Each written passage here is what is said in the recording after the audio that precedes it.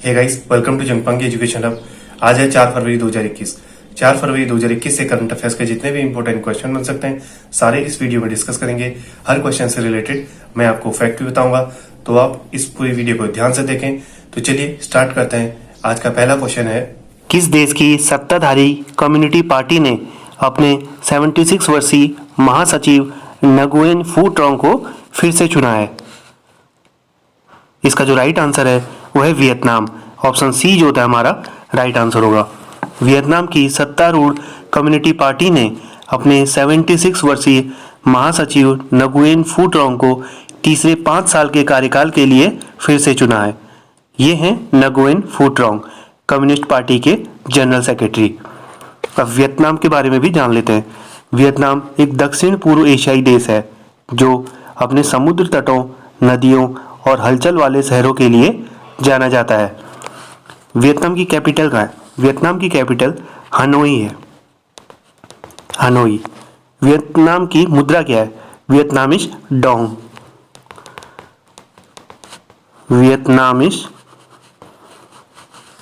Dong. अब Vietnam के president कौन है? वियतनाम के जो प्रेसिडेंट हैं वो है नगुएन फू ट्रोंग, जो कम्युनिस्ट पार्टी के जनरल सेक्रेटरी हैं। नगुएन फू ट्रोंग, ये है नगुएन फू ट्रोंग।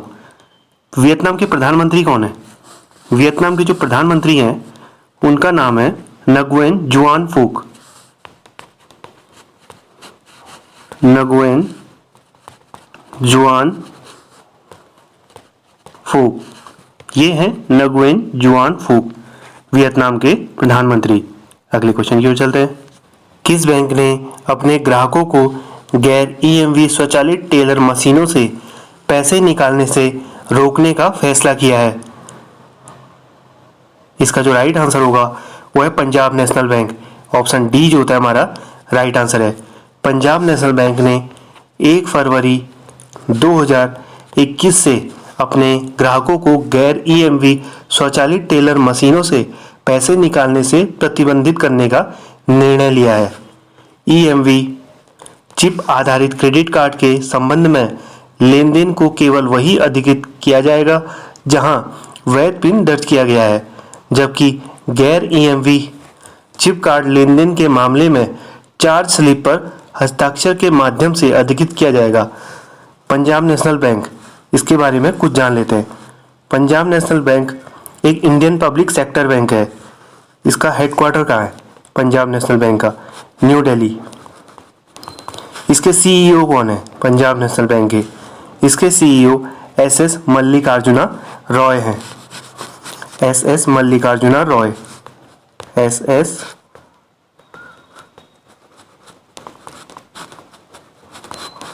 मल्लिकार्जुना रॉय, ये है एसएस मल्लिकार्जुना रॉय, पीएनबी के सीईओ। पीएनबी की स्थापना कब हुई थी? पीएनबी की स्थापना 19 मई 1894 में हुई थी। अगले क्वेश्चन की ओर चलते हैं। पहली बार एशियाई ऑनलाइन शूटिंग चैंपियनशिप में स्वर्ण पदक किसने जीता है? इसका जो राइट आंसर है वो है सौरभ चौधरी। ऑप्शन सी जो होता है हमारा राइट आंसर होगा। ये है सौरभ चौधरी।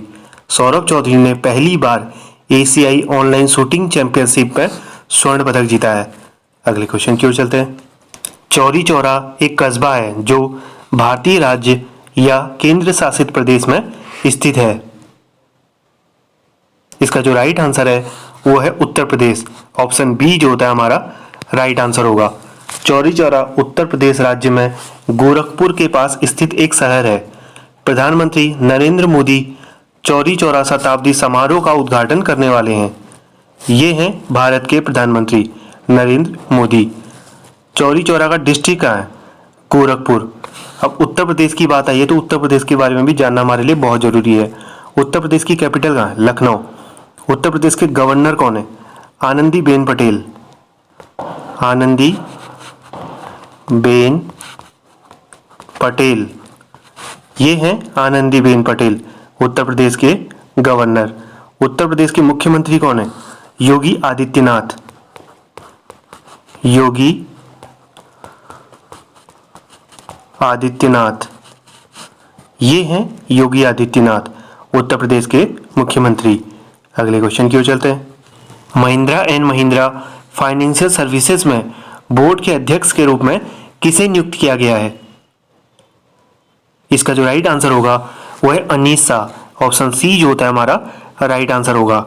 ये हैं Anees Shah. Mahindra and Mahindra financial services ने बोर्ड के अध्यक्ष के रूप में अनीस शाह की नियुक्ति की घोषणा की है। Mahindra and Mahindra financial services limited, इसका हेडक्वार्टर कहाँ है? इसका हेडक्वार्टर मुंबई में है, मुंबई। इसकी स्थापना कब हुई थी Mahindra and Mahindra financial services limited की? 1991। अगले क्वेश्चन की ओर चलते हैं। हाल ही में जारी एनएसओ के संशोधन अनुमानों के अनुसार 2019-20 के लिए भारत की जीडीपी वृद्धि दर क्या थी? इसका जो राइट आंसर है वो है 4%। ऑप्शन डी जो होता है हमारा राइट आंसर है। हाल ही में जारी एनएसओ के संशोधन अनुमानों के अनुसार 2019-20 के लिए भारत की जीडीपी वृद्धि दर 4% थी। अब जीडीपी क्या है? जीडीपी का पूरा नाम ग्रॉस डोमेस्टिक प्रोडक्ट है। राष्ट्रीय सांख्यिकी कार्यालय नामक सांख्यिकी विंग में केंद्रीय सांख्यिकी कार्यालय, कंप्यूटर केंद्र और राष्ट्रीय नमूना सर्वेक्षण कार्यालय शामिल है। सीएसओ देश में सांख्यिकी गतिविधियों का समन्वय करता है और सांख्यिकी मानकों को भी विकसित करता है। सीएसओ क्या है? सीएसओ का पूरा नाम केंद्रीय सांख्यिकी कार्यालय है। अब भारत की बात करें, भारत की कैपिटल क्या है? न्यू दिल्ली। भारत के प्रेसिडेंट कौन है? भारत के प्रेसिडेंट रामनाथ कोविंद है, रामनाथ कोविंद। ये हैं रामनाथ कोविंद भारत के प्रेसिडेंट। भारत के प्रधानमंत्री कौन है? भारत के प्रधानमंत्री नरेंद्र मोदी हैं, नरेंद्र मोदी। ये हैं नरेंद्र मोदी भारत के प्रधानमंत्री।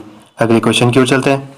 विदेश मंत्री ने किस देश के साथ तनावपूर्ण संबंधों को सुधारने के 8 मार्गदर्शक सिद्धांत प्रस्तावित किए हैं?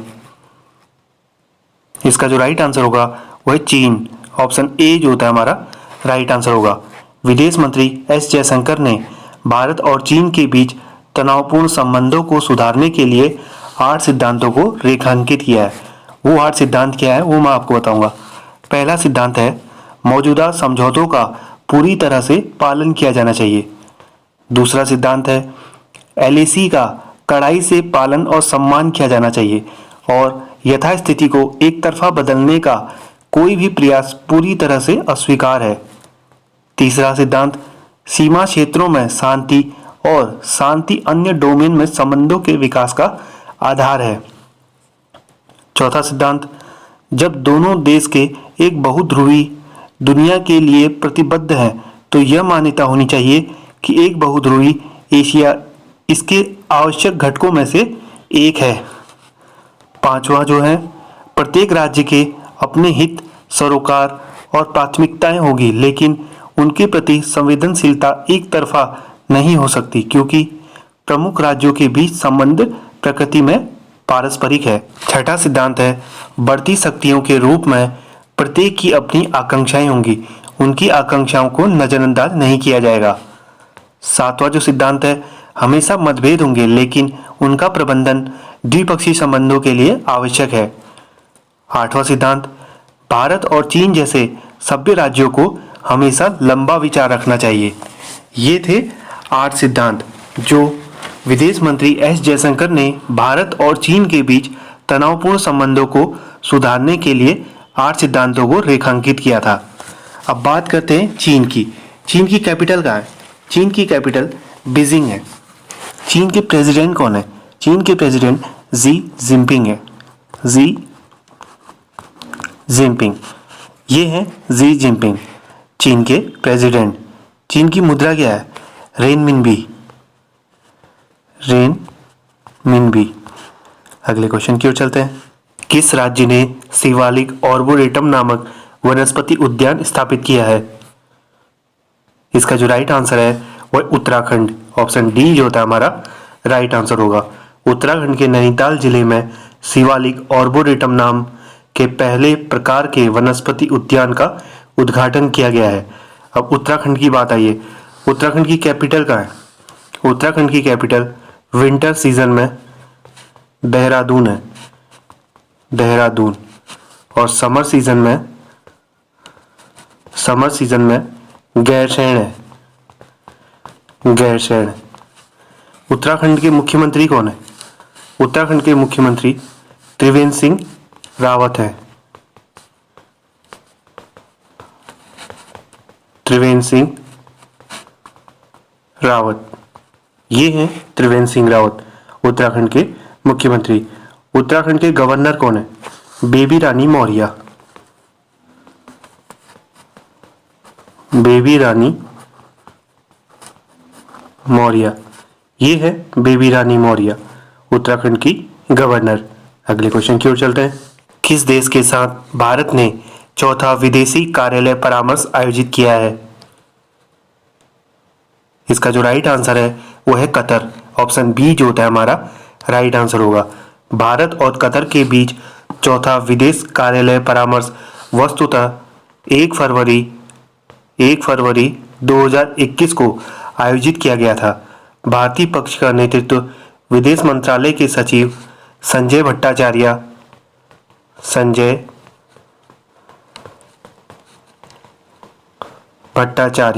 ये है संजय भट्टाचार्य ने किया था।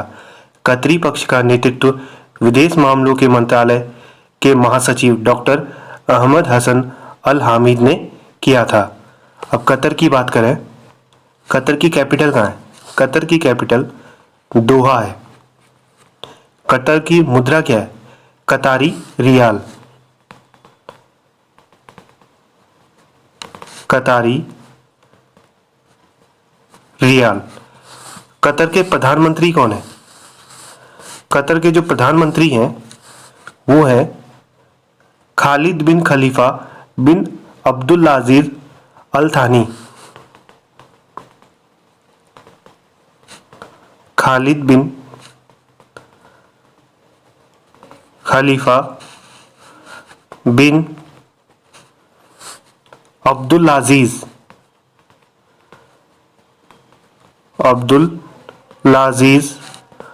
अल थानी। ये हैं कतर के प्रधानमंत्री खालिद बिन खलीफा बिन अब्दुल्लाजीज अल थानी। अगले क्वेश्चन की ओर चलते हैं। किस टीम ने सैयद मुश्ताक अली T20 ट्रॉफी 2020-21 जीत ली है? इसका जो राइट आंसर है वो है तमिलनाडु, ऑप्शन ए जो होता है हमारा राइट आंसर होगा। तमिलनाडु ने फाइनल में बड़ौदा को हराकर सैयद मुश्ताक अली T20 ट्रॉफी 2020-21 जीत ली है। अब तमिलनाडु की बात करें, तमिलनाडु की कैपिटल कहाँ है? चेन्नई। तमिलनाडु के गवर्नर कौन है? बनवारी लाल पुरोहित, बनवारी लाल पुरोहित। ये है बनवारी लाल पुरोहित तमिलनाडु के गवर्नर। तमिलनाडु के मुख्यमंत्री कौन है? तमिलनाडु के मुख्यमंत्री इदापट्टी के पलानी स्वामी हैं,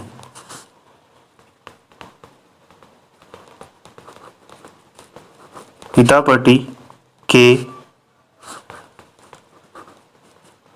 पलानी स्वामी। ये हैं इदापट्टी के पलानी स्वामी तमिलनाडु के मुख्यमंत्री। अगले क्वेश्चन की ओर चलते हैं। केंद्रीय कपड़ा मंत्री स्मृति ईरानी ने इंडिया इंटरनेशनल सिल्क फेयर के किस संस्करण का उद्घाटन किया है? इसका जो राइट आंसर होगा वो है 8th, ऑप्शन डी जो होता है हमारा राइट आंसर होगा। केंद्रीय कपड़ा मंत्री स्मृति ईरानी ने 8वें भारत अंतर्राष्ट्रीय रेशम मेले का उद्घाटन किया है। ये है स्मृति ईरानी, केंद्रीय कपड़ा मंत्री। अगले क्वेश्चन की ओर चलते हैं। भारतीय तटरक्षक बल यानी कि ICG ने 1 फरवरी 2021 को अपना कौन सा स्थापना दिवस मनाया है? इसका जो राइट आंसर होगा वह है 45, ऑप्शन डी जो होता है हमारा राइट आंसर होगा। इंडियन कोस्ट गार्ड ने 1 फरवरी 2021 को अपना 45वां स्थापना दिवस मनाया? आईसीजी। आईसीजी का पूरा नाम इंडियन कोस्ट गार्ड है। इसका हेडक्वार्टर कहाँ है? न्यू दिल्ली। न्यू दिल्ली। इसके डायरेक्टर जनरल कौन है?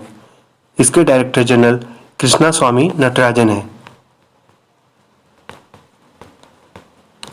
कृष्णा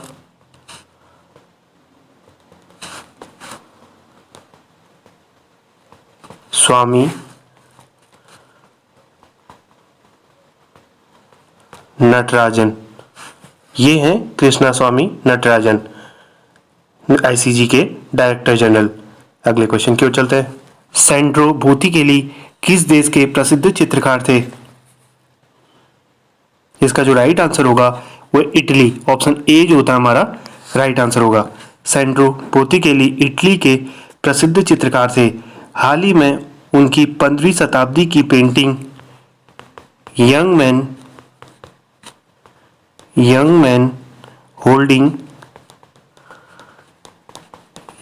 होल्डिंग ए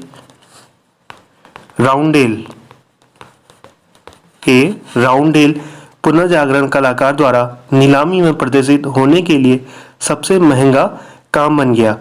अब इटली की बात करें तो इटली की कैपिटल कहाँ है? इटली की कैपिटल रोम है। रोम। इटली की मुद्रा क्या है? यूरो। इटली के प्रेसिडेंट कौन है? इटली के प्रेसिडेंट सर्जियो मटरेला है। सर्जियो मटरेला।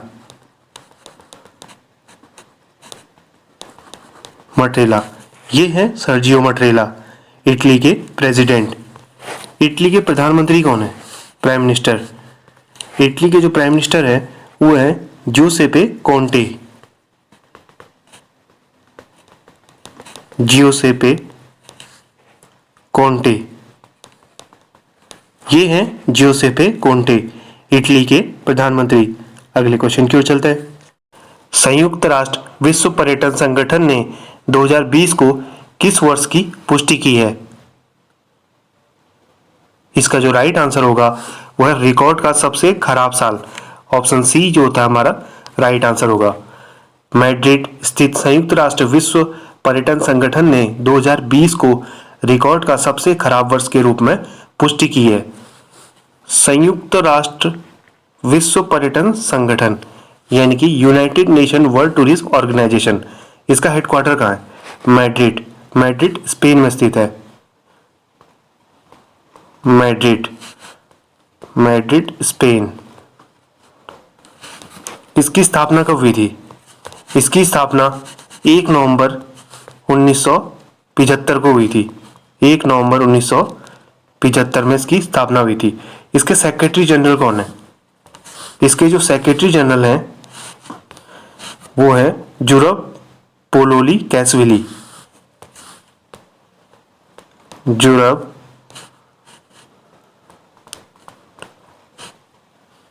पोलोली कैसविली।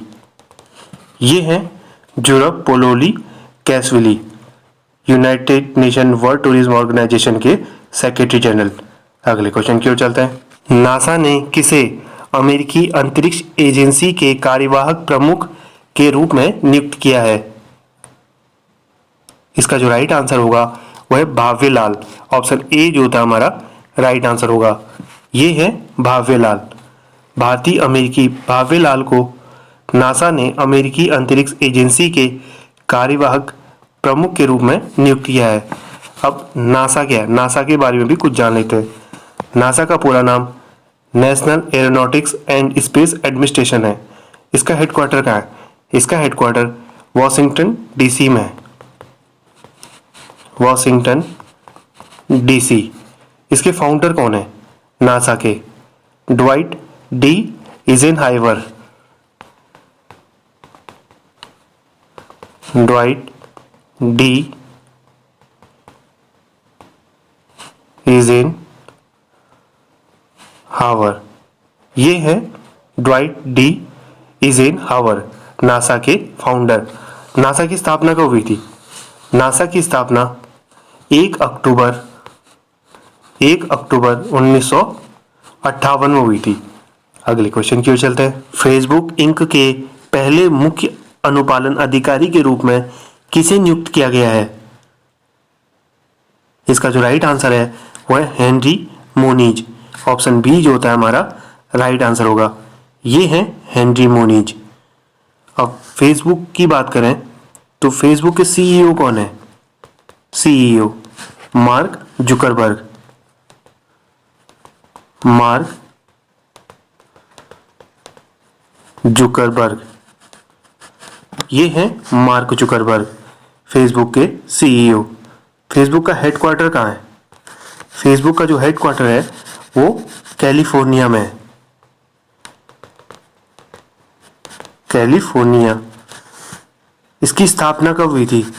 फेसबुक की स्थापना फरवरी 2004 में हुई थी। 2004। आपको वीडियो कैसी लगी? अगर आपको वीडियो बेहद पसंद आई तो प्लीज लाइक कीजिए, शेयर कीजिए एंड सब्सक्राइब कीजिए। और हाँ, बेल आइकन को दबाना ना भूलें। इस वीडियो की पीडीएफ फाइल मैंने डिस्क्रिप्शन बॉक्स में डाल दिया, वहां जाके भी देख सकते हैं। तो मिलते हैं अगली वीडियो के साथ। आज के लिए बस इतना ही।